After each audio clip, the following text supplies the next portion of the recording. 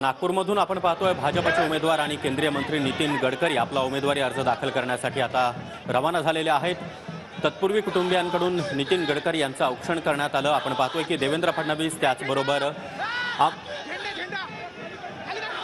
इतरही नेते यावेळी उपस्थित आहेत। देवेंद्र फडणवीस त्याचबरोबर भाजपचे प्रदेशाध्यक्ष चंद्रशेखर बावनकुळे आपल्याला पाहायला मिळतात। नितीन गडकरी यांचा उमेदवारी अर्ज भरण्यासाठी मोठ्या प्रमाणात भाजप कार्यकर्त्यांची आणि पदाधिकाऱ्यांची या ठिकाणी गर्दी पाहायला मिळत आहे।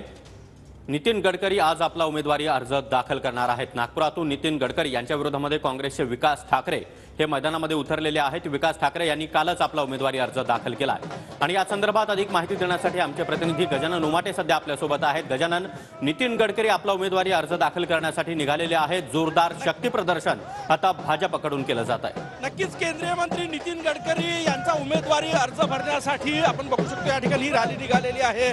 सोबत रामटेकचे उमेदवार शिवसेनेचे प्रकाश राजू पारवे या ठिकाणी आहेत आणि ही गर्दी या ठिकाणी बघू शकतो। आज महायुतीचा शक्ती प्रदर्शन आपल्याला म्हणायला हरकत नाही, कारण की महायुतीचे सगळे महाराष्ट्रातले वरिष्ठ नेते या ठिकाणी उपस्थित आहेत। उपमुख्यमंत्री देवेंद्र फडणवीस उपस्थित आहेत, भाजपचे प्रदेशाध्यक्ष चंद्रशेखर बावनकुळे या ठिकाणी उपस्थित आहेत, त्यासोबतच राष्ट्रवादीचे नेते प्रफुल्ल पटेल या ठिकाणी उपस्थित आहेत आणि एकूणच महायुतीचं शक्ती प्रदर्शन या ठिकाणी आपल्याला बघायला मिळत आहे। काय सांगशील, किती मोठं शक्ती प्रदर्शन आहे? कार्यकर्ते आलेले आहेत। कार्यकर्ता अबकी बार 4 लाख पार हा आमचा नारा आहे नितीनजीसाठी आणि नितीनजी पूर्ण भारतात रेकॉर्ड बनवणार आहे नागपूरकडून आणि आमच्या शक्ती प्रदर्शनाने कार्यकर्त्यांचं प्रेम आहे नितीनजींवर, त्यांचं काम बघून म्हणून कार्यकर्ता आलेले आहे। शक्ती प्रदर्शन नाही आहे।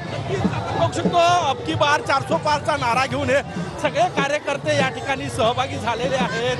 कोणी डान्स करतात, कोणी जल्लोष करतात, कारण की सर्वसामान्यांचा विकासाचा चेहरा म्हणून नितीनजी गडकरी यांच्याकडे नागपुरात बघितलं जातं आणि त्यामुळे हे लोक जे आहेत ते मोठ्या संख्येने आलेले आहे।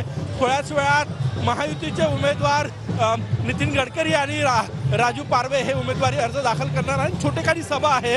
मुख्यमंत्री एकनाथ शिंदे सुद्धा या ठिकाणी या सभेमध्ये सहभागी होणार आहेत।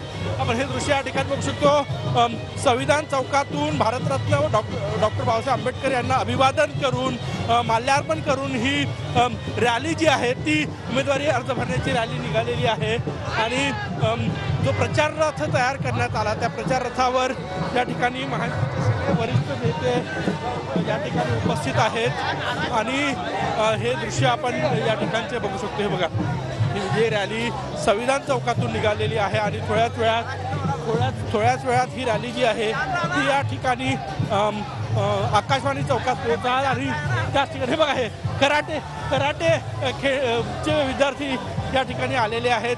की गडकरींचं क्रीडा क्षेत्रातही मोठं काम आहे। खासदार क्रीडा महोत्सवांचं आयोजन ते या ठिकाणी करत असतात, त्यामुळे खेळाडू सुद्धा या रॅलीमध्ये सहभागी झालेले आहे।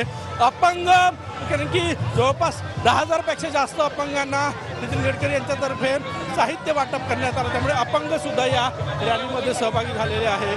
सगळ्या क्षेत्रातले क्रीडा, दिव्यांग, कला क्षेत्र, सांस्कृतिक क्षेत्र, सगळ्या क्षेत्रातले सर्वसामान्य मतदार जे आहेत ते या रॅलीमध्ये सहभागी झालेले आहेत।